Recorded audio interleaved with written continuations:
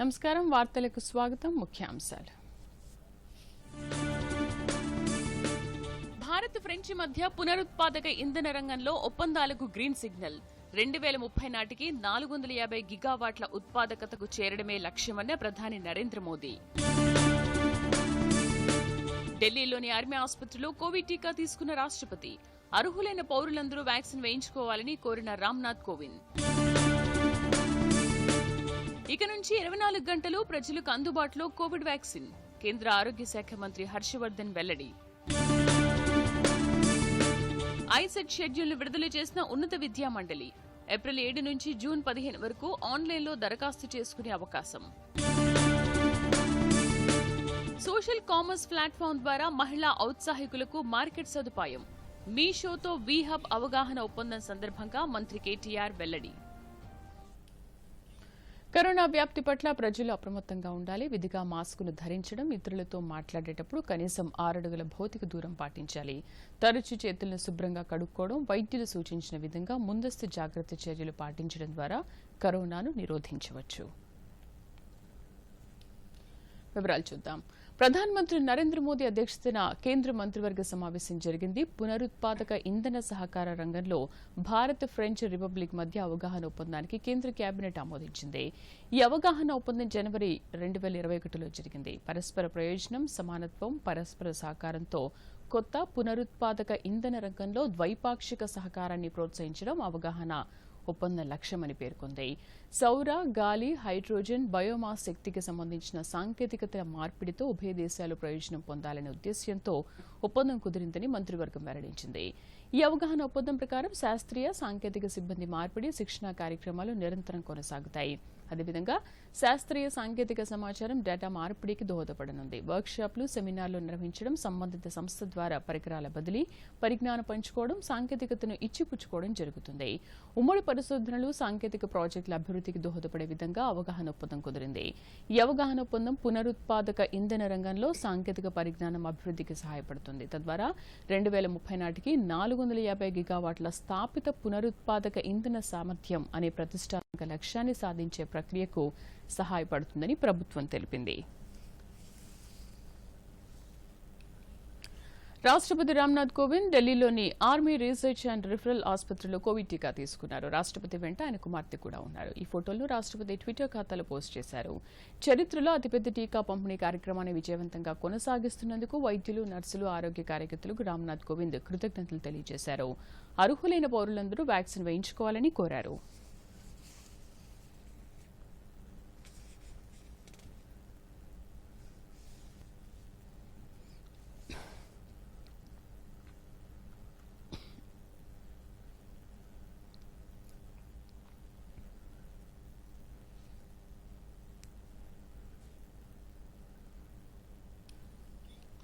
Corona మహమ్మారి వంటి కొత్తగా పుట్టుకొస్తున్న వ్యాధులను ఆరంభంలోనే ఎదుర్కొని వాటితో పోరాడేందుకు సిద్ధంగా ఉండాలని శాస్త్రవేత్తలు, పరిశోధకులకు ఉపరాష్ట్రపతి ఎం వెంకయ్యనాయుడు సూచించారు. హఠాత్తుగా మునుపెన్నడూ చూడని సమస్యలు, మహమ్మారులను ఎదుర్కొనే విషయంలో మనం ఎంతటి అప్రమత్తత ప్రదర్శించాలనే అంశాన్ని కరోనా నేర్పించిన విషయాన్ని గుర్తు చేసుకోవాలన్నారు. చెన్నైలో జరిగిన గ్లోబల్ బయో ఇండియా 2021 సదస్సు ముగింపు సమావేశం, అవార్డుల ప్రధానోత్సవం కార్యక్రమంలో ఇంటర్నెట్ ద్వారా ఉపరాష్ట్రపతి పాల్గొన్నారు. ఇటీవల కొంతకాలంగా వివిధ పరిశ్రమలకు, రంగాలకు బయోటెక్నాలజీ వెన్నెముకగా నిలుస్తోందని పేర్కొన్నారు. పారిశ్రామిక విధానానికి 4 ప్రధాన స్తంభాలైన సృజనాత్మకత, అభివృద్ధి, స్థానిక ప్రతిభ, ఉన్నత విలువల ఆధారిత సంరక్షణ వంటి ఆధారంగా నిర్మితమైన భారత బయోటెక్ రంగం బయో ఎకానమీ దిశగా పరివర్తన చెందుతోందన్నారు. కరోనా మహమ్మారి కారణంగా తలెత్తిన ఆరోగ్య సంక్షోభాన్ని నివారించేందుకు భారత బయోటెక్నాలజీ విభాగం చేసిన కృషిని వెంకయ్యనాయుడు ప్రశంసించారు. ఈ కార్యక్రమంలో కేంద్ర వైద్య, కుటుంబ సంక్షేమ శాఖ మంత్రి డాక్టర్ హర్షవర్ధన్తో పాటు పలువురు బయోటెక్ రంగ ప్రముఖులు, శాస్త్రవేత్తలు, నిపుణులు, వివిధ స్టార్టప్స్ ప్రతినిధులు పాల్గొన్నారు. కరోనా వ్యాక్సినేషన్ ప్రక్రియను వేగవంతం చేసే దిశగా కేంద్ర ప్రభుత్వం కీలక నిర్ణయం తీసుకుంది. ఇక నుంచి 24 గంటలు ప్రజలకు వ్యాక్సిన్ అందుబాటులో ఉంచాలని నిర్ణయించింది. ప్రజలు వారికి అనుకూలమైన సమయంలో వ్యాక్సిన్ తీసుకునేందుకు వీలుగా ఈ నిర్ణయం తీసుకున్నట్లు కేంద్ర ఆరోగ్య శాఖ మంత్రి హర్షవర్ధన్ వెల్లడించారు. వ్యాక్సినేషన్ ప్రక్రియలో వేగం పెంచడానికి సమయంపై పరిమితిని ఎత్తేసినట్లు చెప్పారు. ప్రజల సమయం, ఆరోగ్యాన్ని దృష్టిలో ఉంచుకుని ప్రధాని నరేంద్ర మోదీ ఈ నిర్ణయం తీసుకున్నట్లు హర్షవర్ధన్ తెలియజేశారు. నైపుణ్యాలు కలిగిన యువతకు అంతరిక్షం, అణుశక్తి, వ్యవసాయం తదితర రంగాల్లో అవకాశాలు ఎప్పుడూ ఉంటాయని ప్రధాని నరేంద్ర మోదీ అన్నారు. కేంద్ర బడ్జెట్లో విద్యారంగం కేటాయింపులపై నిర్వహించిన వెబినార్లో ప్రధాని ప్రసంగించారు. యువత జ్ఞానాన్ని, పరిశోధనను పరిమితం చేస్తే దేశ సామర్థ్యానికి అన్యాయం చేసినట్లవుతుందన్నారు. భారతీయ భాషలను ప్రోత్సహించేందుకే నూతన విద్యా విధానం అమల్లోకి తెచ్చామన్నారు. ప్రపంచంలోని ప్రతి విషయాన్ని భారతీయ భాషల్లోకి అనువదించేలా దేశంలోని భాషా నిపుణులు కృషి చేయాలని ఈ సందర్భంగా ప్రధాని కోరారు. ఈ సాంకేతిక యుగంలో ఇది సాధ్యమని అన్నారు. ఆత్మ నిర్భర్ భారత్ ను నిర్మించాలంటే యువతలో ఆత్మవిశ్వాసం ముఖ్యమన్నారు. యువత తమ విద్య, నైపుణ్యాలు, జ్ఞానాన్ని మెరుగుపరుచుకుంటే ఆత్మవిశ్వాసం పెరుగుతుందని ప్రధాని నరేంద్ర మోదీ వెల్లడించారు. अपनी स्किल पर पूरा भरोसा हो, विश्वास हो। आत्मविश्वास तभी आता है जब उसको एहसास होता है कि उसकी पढ़ाई उसे अपना काम करने का अवसर दे रही है और जरूरी स्किल भी दे रही है। नई राष्ट्रीय शिक्षा नीति इसी सोच के साथ बनाई गई है। हेल्थ के बाद जो दूसरा सबसे बड़ा फोकस है वो एजुकेशन, स्किल, रिसर्च और इनोवेशन पर ही है। देश के यूनिवर्सिटी, कॉलेज और R&D इंस्टीट्यूशंस को मैं बेहतर सिनर्जी आज हमारे देश के सबसे बड़ी जरूरत बन गई है। इसी को ध्यान में रखते हुए ग्लू ग्रांट का प्रावधान किया गया है, जिसके तहत अभी 9 शहरों में इसके लिए जरूरी मैकेनिज्म तैयार किए जा सके। साथियों, अप्रेंटिसशिप पर, स्किल डेवलपमेंट और अपग्रेडेशन पर इस बजट में जो बल दिया गया है वो भी अभूतपूर्व है। देश में स्टार्टअप्स के लिए हैकेथॉन्स की नई परंपरा देश में बन चुकी है, जो देश के युवाओं और इंडस्ट्री दोनों के लिए बहुत बड़ी ताकत बन रही है। सिर्फ national initiative for developing and harnessing innovation, इसके माध्यम से ही 3,500 से ज्यादा स्टार्टअप्स नर्चर किए जा चुके। వ్యాక్సిన్ తయారీ, అభివృద్ధి, ఉత్పత్తి, సరఫరాలో దేశం స్వయం సమృద్ధి సాధించిందని గవర్నర్ తమిళిసై సౌందరరాజన్ అన్నారు. అర్హులైన వారు వ్యాక్సిన్ వేసుకునేందుకు ఇది ఎంతో మంచి అవకాశమని పేర్కొన్నారు. పాండిచ్చేరి నుంచి వీడియో కాన్ఫరెన్స్ ద్వారా రాష్ట్రంలో కోవిడ్ వ్యాక్సినేషన్ జరుగుతున్న తీరును గవర్నర్ సమీక్షించారు. రెడ్ క్రాస్ సొసైటీ తెలంగాణ శాఖ కూడా జిల్లాల వారీగా భారీగా ప్రచారాన్ని చేపట్టి ప్రజల్లో ఉన్న అపోహలను తొలగించాలని సూచించారు. కరోనా వ్యాక్సిన్ పట్ల ప్రజల్లో ఉన్న భయాన్ని తొలగించేందుకు పూర్తిస్థాయిలో అవగాహన కల్పించేందుకు ఉధృతంగా ప్రచారం చేయాలని గవర్నర్ అన్నారు. రాజ్భవన్లో పనిచేస్తున్న అర్హులైన సిబ్బంది వ్యాక్సిన్ తీసుకునేందుకు పేర్లు నమోదు చేసుకున్న వారిని గవర్నర్ అభినందించారు. రాజ్భవన్ సిబ్బంది ఇతరులకు ఆదర్శంగా ఉండాలన్నారు.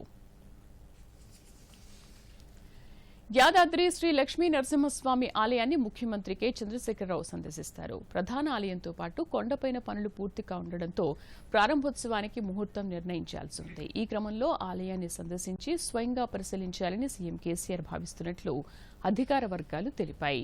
మరోవైపు ఆలయ పునర్నిర్మాణ పనుల్లో భాగంగా స్వయంభూలు కొలువుదీరిన ప్రధానాలయ ప్రాకార మండపాల్లోని సాలాహారాల్లో దేవతా విగ్రహాలు అమర్చే పనులు చురుగ్గా సాగుతున్నాయి. యాదాద్రి ఆలయ విస్తరణలో భాగంగా కొండపైన ఆలయ తిరుమాడ వీధుల్లో ఎల్ఈడీ లైట్లు అమర్చే పనులు ప్రారంభమయ్యాయి. ఆలయంలో ఆధ్యాత్మికతకు ప్రాధాన్యమిస్తూ పునర్నిర్మాణ పనులు చేపట్టాలని వైటీడీఏ అధికారులను సీఎం కేసీఆర్ ఆదేశించారు.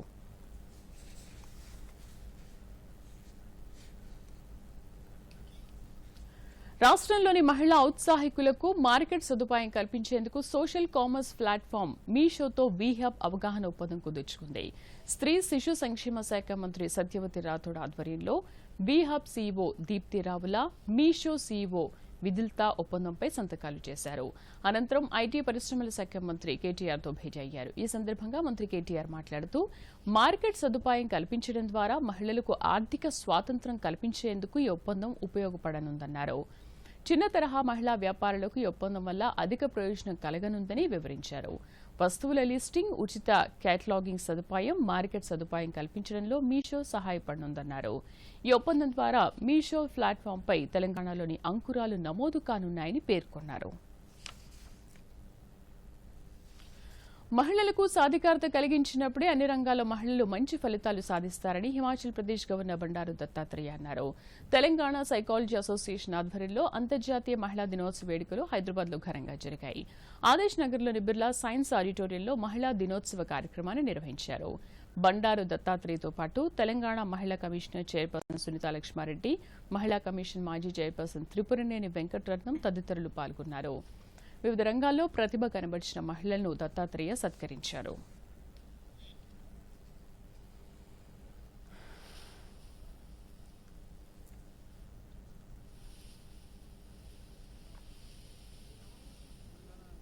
సైకాట్రిక్ అసోసియేషన్ తరఫున అంతర్జాతీయ మహిళా దినోత్సవాన్ని జరపడం చాలా సంతోషం. మహిళలు సమాజంలో గౌరవించబడాల్సిన అవసరం ఎంతైనా. మహిళలకు సముచితమైన స్థానం కల్పించి పురుషులతో పాటు సమానమైనటువంటి వాళ్ళకు వేతనాలు కానీ అవకాశాలు కానీ అన్నీ కూడా కల్పించాల్సి అవసరం. అలాగే మహిళలు మన భారతీయ సంస్కృతిలో గౌరవించడం చాలా అత్యధికమైనటువంటి ప్రాముఖ్యమైన విషయం. కానీ దురదృష్టం కోవిడ్-19లో వచ్చినటువంటి ఈ పరిస్థితుల్లో మహిళల మీద అత్యాచారాలు పెరగడం చాలా బాధాకరమైన విషయం. వాటిని సభ్య సమాజం అంతా కూడా ఖండించాల్సి వస్తుంది. అలాగే చట్టాలు, ప్రభుత్వాలు కఠినంగా వ్యవహరించి వాళ్ళ మీద కఠినమైన చర్యలు చేపట్టాలని, అలాగే మహిళా సంక్షేమ కార్యక్రమాలు కూడా పెంచి వాళ్ళకి సాధికారత కల్పించాల్సిన అవసరం ఎంతైనా ఉందని నేను భావిస్తున్నాను.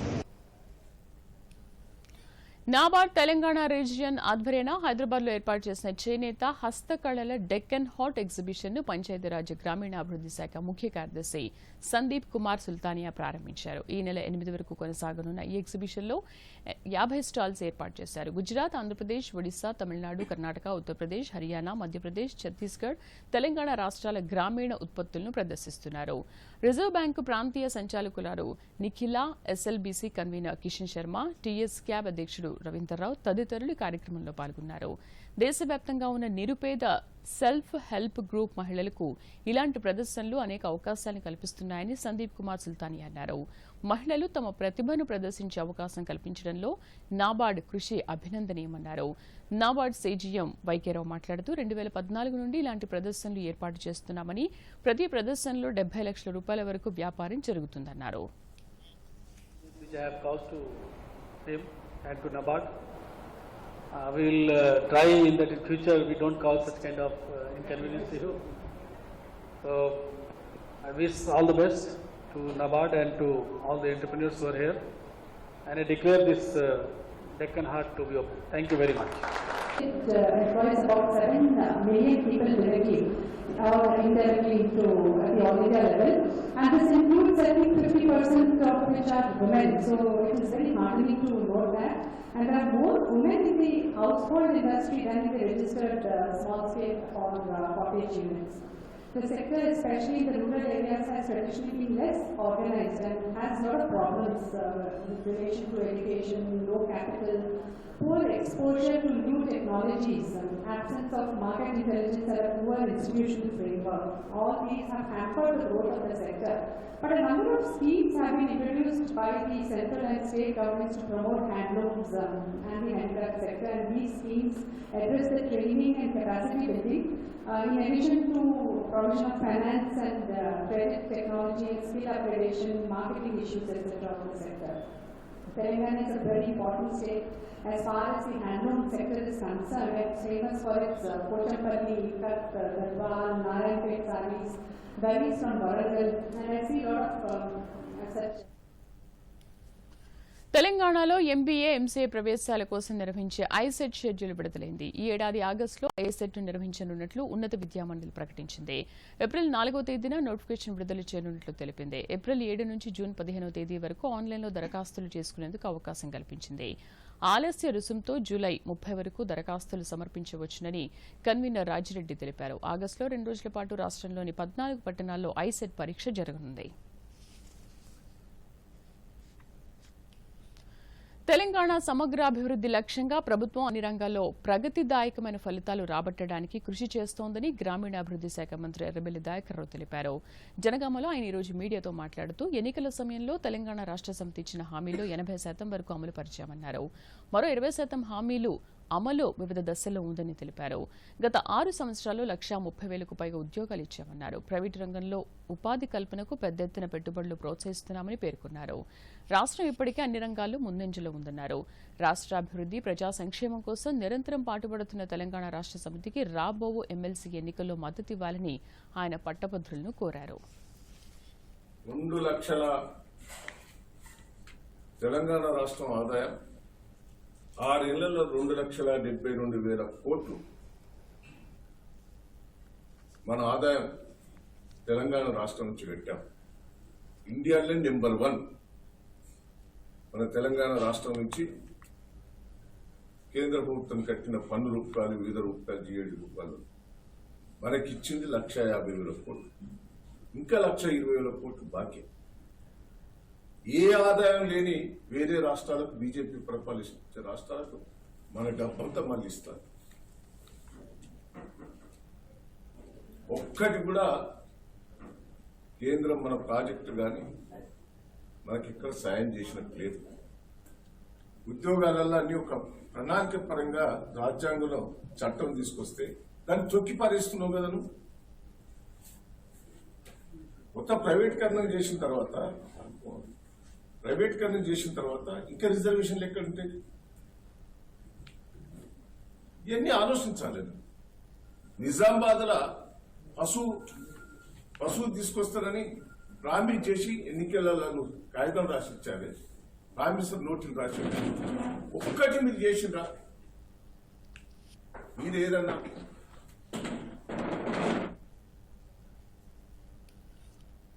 దేశంలో అడ్వకేట్లకు 100 కోట్ల రూపాయలతో వెల్ఫేర్ ఫండ్ ఏర్పాటు చేసిన ఏకైక రాష్ట్రం తెలంగాణ అని ఆర్థిక మంత్రి టి హరీష్ రావు అన్నారు. తెలంగాణ ఉద్యమంలో న్యాయవాదుల పాత్ర అమోఘమన్నారు. కరోనా సమయంలో న్యాయవాదులకు 25 కోట్ల రూపాయల సాయం అందించామన్నారు. హైదరాబాద్, రంగారెడ్డి, మహబూబ్ నగర్ పట్టభద్రుల నియోజకవర్గ టీఆర్ఎస్ అభ్యర్థి వాణీదేవికి మద్దతుగా తాండూరు ఆర్యవైశ్య భవన్లో టీఆర్ఎస్ సన్నాహక సమావేశం నిర్వహించారు. సమావేశంలో మంత్రి హరీష్ రావుతో పాటు విద్యాశాఖ మంత్రి సబితా ఇంద్రారెడ్డి, ఎంపీ రంజిత్ రెడ్డి, మాజీ మంత్రి మహేందర్ రెడ్డి, తాండూరు ఎమ్మెల్యే రోహిత్ రెడ్డి, ఎమ్మెల్సీ అభ్యర్థి సురభి వాణీదేవి పాల్గొన్నారు. తెలంగాణ రాష్ట్ర సమితి అభ్యర్థి వాణీదేవిని గెలిపించాలని కోరారు. ఇప్పుడు రామచంద్రరావు గారు గ్రాడ్యుయేట్ ఎమ్మెల్సీ ఓటర్లందరూ ఆయన 6 ఏళ్ల పాటు ఎమ్మెల్సీ ఉండమని గెలిపించిండు. కానీ ఏం చేసిండు? 3 ఏళ్ళు నిండగానే ఎమ్మెల్యేకి పోటీ చేసిండా లేదా? నువ్వు గెలిస్తే ఏం చేద్దు? ఎమ్మెల్సీకి రాజీనామా పెట్టి గ్రాడ్యుయేట్లను నడిమిట్లు ఇడిచిపెట్టిపోదు. నిన్ను గెలిపించిన గ్రాడ్యుయేట్లను నువ్వు నడిమిట్లు ఇడిచిపెట్టు. కానీ జనం నువ్వు బాగలేవు అనుకున్నారు, నువ్వు ఎమ్మెల్సీగానే పనిచేయలేదు అనుకున్నారు కనుకనే మల్కాజ్గిరిలో ఎమ్మెల్యే కొడగొట్టింది. మళ్ళా ఏడాదికి ఎంపీ ఎలక్షన్ వచ్చింది, మళ్ళా మల్కాజ్గిరి ఎంపీ నిలబడ్డాడు. అంటే నువ్వు ఒకవేళ గెలిచుంటే గ్రాడ్యుయేట్ ఎమ్మెల్సీని నడిమిట్లు ఇడిచిపెట్టు కదా. అంటే నీకు ఎమ్మెల్సీ మీద ఇష్టం లేదు, నీ గ్రాడ్యుయేట్ల మీద ప్రేమ లేదు, నీది కేవలం పదవి కోసం, అధికారం కోసం, కుర్చీ కోసం మాత్రమే నువ్వు పోటీ చేస్తున్నావు అనేది నువ్వే చెప్పినట్టు కదా. ఎమ్మెల్సీ చేస్తేవి ఏ సమస్యల సాధన కోసం తెలంగాణ ఏర్పాటైందో ఇప్పటికీ అవే కొనసాగుతున్నాయని బీజేపీ ఎమ్మెల్సీ అభ్యర్థి రామచంద్రరావు అన్నారు. రాష్ట్ర యువతను నిరుద్యోగ సమస్య పట్టి పీడిస్తోందని తెలిపారు. గత 6 ఏళ్లుగా రాష్ట్ర ప్రభుత్వ ప్రజా వ్యతిరేక విధానాలపై శాసనమండలిలో ప్రశ్నిస్తూ వస్తున్నారని, తన గొంతును మరింతగా వినిపించేందుకు మళ్లీ బలపరచాలని పట్టభద్రులకు విజ్ఞప్తి చేశారు. హైదరాబాద్ జూబ్లీహిల్స్ నియోజకవర్గ పరిధిలోని కృష్ణకాంత్ పార్కులో ప్రచారం చేశారు. మాజీ ప్రధాని ఇందిరాగాంధీ హయాంలో విధించిన అత్యేక పరిస్థితి గురించి కాంగ్రెస్ నేత రాహుల్ గాంధీ చేసిన వ్యాఖ్యలపై కేంద్ర సమాచార ప్రసార శాఖ మంత్రి ప్రకాష్ జవదేకర్ స్పందించారు. ఆ సమయంలో రాజ్యాంగ వ్యవస్థలు బలహీనం కాలేదని, ఆయన చేసిన వ్యాఖ్యలు నవ్వు తెప్పిస్తున్నాయని ఎద్దేవా చేశారు. అత్యేక పరిస్థితి విధించిన సమయంలో దేశంలో వ్యవస్థలు బలహీనం కాలేదని రాహుల్ గాంధీ చేసిన వ్యాఖ్యలు నవ్వు తెప్పిస్తున్నాయన్నారు. కేంద్ర మంత్రి ప్రకాష్ జవదేకర్ ఢిల్లీలో మీడియాతో మాట్లాడుతూ అత్యేక పరిస్థితిలో నాటి ప్రభుత్వం అన్ని వ్యవస్థలను అణచివేసిందన్నారు. ఎంపీలు ఎమ్మెల్యేలను అరెస్ట్ చేసిందని గుర్తు చేశారు. దాదాపు అన్ని పార్టీలపై నిషేధం విధించిందన్నారు. వార్తాపత్రికలను కూడా కట్టడి చేసిందని కేంద్ర మంత్రి ప్రకాష్ జవదేకర్ అప్పటి పరిస్థితులను వివరించారు. मार्जिन्स है वो समझते हैं तब जनता कहां खड़ी है, जनता क्या सोचती है और कांग्रेस क्या बोलती है, इसका ये उत्तर है. कांग्रेस को लगभग 1000 सीटों में केवल 169 सीटें मिली, कुछ नहीं मिली जिला पंचायत की. अब आइए तालुका पंचायत पर. यहां तालुका पंचायत 231 है, बीजेपी ने 196 जीते हैं. केवल 35 तालुका पंचायत में बीजेपी सत्ता में नहीं आई, बाकी सभी जगह बीजेपी सत्ता में आई. 231 में 196 और कांग्रेस केवल 18 जगह आई. इसका अगर विधानसभा में परिवर्तित करते हैं कि कल के रिजल्ट, क्योंकि सभी जिलों में हुए, तो गुजरात में आपको मालूम है विधानसभा की 182 सीट है, ये 155 सीटों में लीड है. सो अगर ये नतीजों का विश्लेषण विधानसभा के चुनाव क्षेत्र के अनुसार करेंगे तो ये 155 सीटों पर बीजेपी को बढ़त मिलती है. జమ్మూ కాశ్మీర్ మాజీ ముఖ్యమంత్రి నేషనల్ కాన్ఫరెన్స్ పార్టీ అధినేత ఫారూక్ అబ్దుల్లాకు సుప్రీంకోర్టులో ఊరట లభించింది. తనపై దేశద్రోహం కేసు మోపి అరెస్ట్ చేయాలంటూ వేసిన పిటిషన్ను దేశ అత్యున్నత న్యాయస్థానం తప్పుపట్టింది. ప్రభుత్వాలకు వ్యతిరేకంగా మాట్లాడడం తప్పు కాదని, ప్రభుత్వాలకు భిన్నమైన రీతిలో స్పందించవచ్చని జస్టిస్ సంజయ్ కిషన్ కౌల్, జస్టిస్ మేమంద్ గుప్తాలతో కూడిన ధర్మాసనం పేర్కొంది. అంతేకాకుండా పిటిషన్ వేసిన వారిని 50,000 రూపాయలు డిపాజిట్ చేయాలని ఆదేశించింది. రాష్ట్రంలో రెండో విడత కరోనా వ్యాక్సినేషన్ కొనసాగుతోంది. ఇందులో భాగంగా శాసనసభ స్పీకర్ పోచారం శ్రీనివాసరెడ్డి, మండలి chairman Gutha Sukhender Reddy, deputy speaker T Padma Rao Goud corona టీకా మొదటి డోసు తీసుకున్నారు. స్పీకర్ పోచారం, మండలి చైర్మన్ గుత్తా నగరంలోని నిమ్స్ దవాఖానాలో టీకా వేయించుకోగా, పద్మారావు గౌడ్ సికింద్రాబాద్లోని దవాఖానాలో వ్యాక్సిన్ తీసుకున్నారు.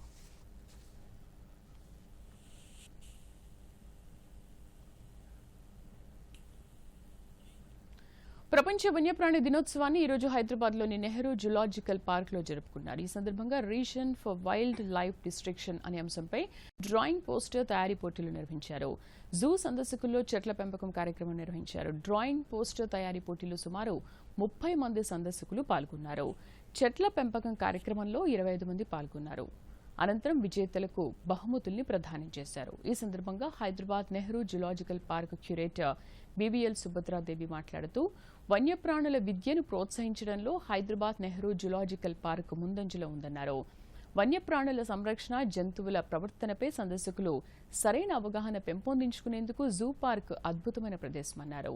దత్తత రూపంలో ఉదారంగా సహకరించడం ద్వారా పౌరులు ముందుకు వచ్చి వన్యప్రాణుల సంరక్షణ, పరిరక్షణలో పాల్గొనాలని ఆమె విజ్ఞప్తి చేశారు. ఈ దత్తత పథకం ద్వారా వన్యప్రాణుల పరిరక్షణతో పాటు కార్పొరేట్ కంపెనీలకు సిఎస్ఆర్ కార్యక్రమాల ద్వారా జూ గొప్ప అవకాశాన్ని ఇస్తుందన్నారు.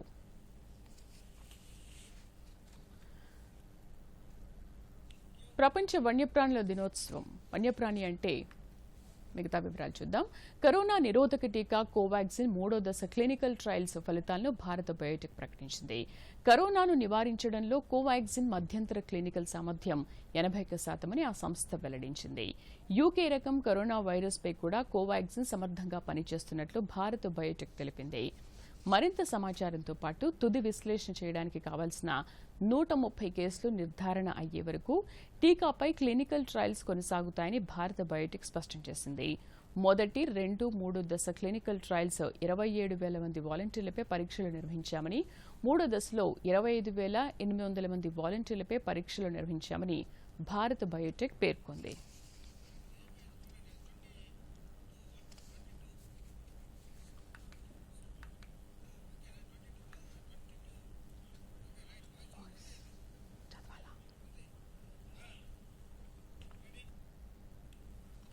వన్యప్రాణి అంటే మానవుడు మచ్చిక చేసుకుని జంతువులను వన్యప్రాణులుగా అభివర్ణిస్తారు. ఈ వన్యప్రాణులను సంరక్షించవలసిన అవసరం ఉంది. అడవుల రక్షణతో పాటు జంతువులకు సురక్షితమైన ఆవాసాలను ఏర్పరచడానికి కేంద్ర ప్రభుత్వం కృషి చేస్తోంది. ప్రపంచ వన్యప్రాణి దినోత్సవం సందర్భంగా మనమందరం వన్యప్రాణులను కాపాడడానికి, సంరక్షించడానికి అంకిత భావంతో కృషి చేద్దామని ఉపరాష్ట్రపతి వెంకయ్యనాయుడు పిలుపునిచ్చారు. మరిన్ని వివరాలు ఇప్పుడు చూద్దాం.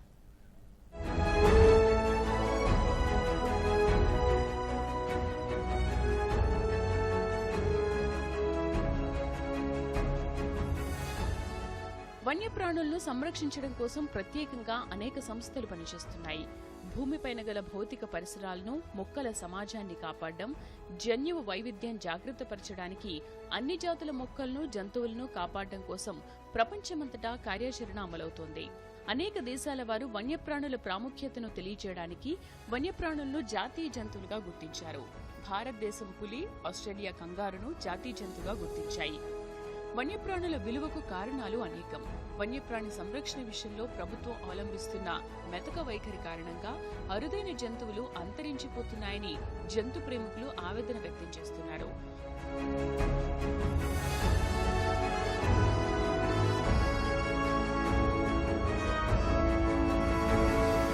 ఇప్పుడున్న అరుదైన జంతువులను భవిష్యత్ తరాలకు అందించాలంటే ప్రతి ఒక్కరిలోనూ అవగాహన తీసుకురావాల్సిన అవసరం ఉందని చెప్తున్నారు.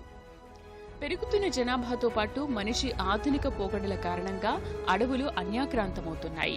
ఒకప్పుడు విశాలంగా ఎక్కడ చూసినా పచ్చదనంతో కళకళ్లాడే అటవీ ప్రాంతాలు రాను రాను కుచించుకుపోయి ప్రమాదకర స్థాయికి చేరుకున్నాయి. దీంతో అరుదైన జీవ జంతుజాలాలు క్రమంగా కనుమరుగైపోతున్నాయి.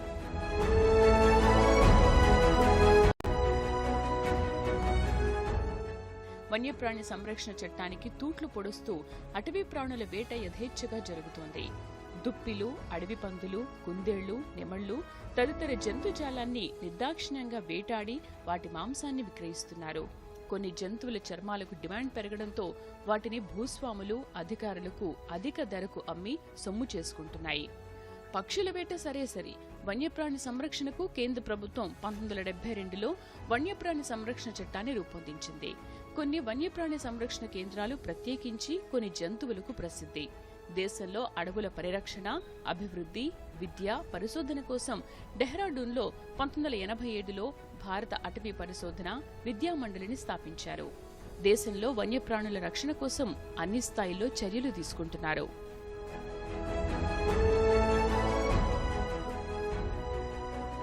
Bureau report, Doordarshan news.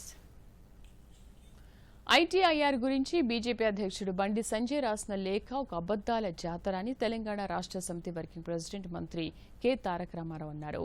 BJP నేతలు అసత్యాలు, అబద్దాలను ప్రచారం చేస్తూ ప్రజలను తప్పుదోవ పట్టించే ప్రయత్నం చేస్తున్నారని అన్నారు. కేవలం రాజకీయ లబ్ధి కోసం ఎంతటి అబద్దాలనైనా మాట్లాడే నైజం బీజేపీదని, మరోవైపు తెలంగాణ ఏర్పడిన నాటి నుంచి ఐటీఐఆర్ కోసం తమ ప్రభుత్వం ప్రయత్నం చేస్తూ ఉందని కేటీఆర్ ఒక ప్రకటనలో పేర్కొన్నారు. ఐటీఐఆర్ కోసం తెలంగాణ ప్రభుత్వం 2014 నుండే కేంద్రంపై ఒత్తిడి తెచ్చిందని వివరించారు. ఐటీఐఆర్ మంజూరైన ఆంధ్రప్రదేశ్, కర్ణాటక, ఒడిశా రాష్ట్రాల్లో కూడా ఆ ప్రాజెక్టు ఒక్క అడుగు కూడా ముందుకు పడలేదన్నారు. ఐటీఐఆర్కు సంబంధించిన కేంద్ర ప్రభుత్వం నుంచి ఒక స్పష్టమైన ప్రకటన చేయించాలని బీజేపీ నాయకుడిని కోరారు.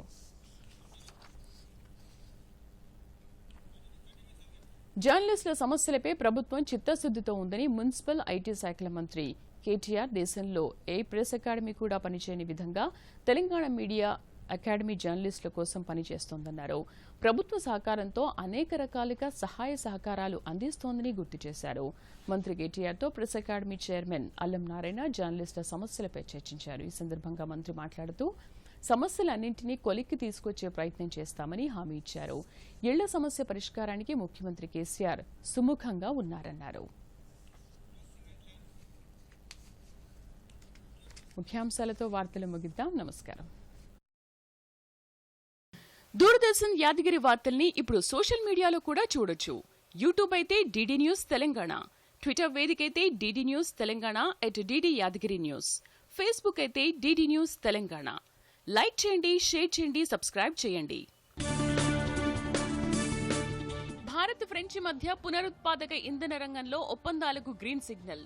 2030 నాటికి 450 గిగావాట్ల ఉత్పాదకతకు చేరడమే లక్ష్యమన్న ప్రధాని నరేంద్ర మోదీ. ఢిల్లీలోని ఆర్మీ ఆసుపత్రిలో కోవిడ్ టీకా తీసుకున్న రాష్ట్రపతి. అర్హులైన పౌరులందరూ వ్యాక్సిన్ వేయించుకోవాలని కోరిన రామ్నాథ్ కోవింద్.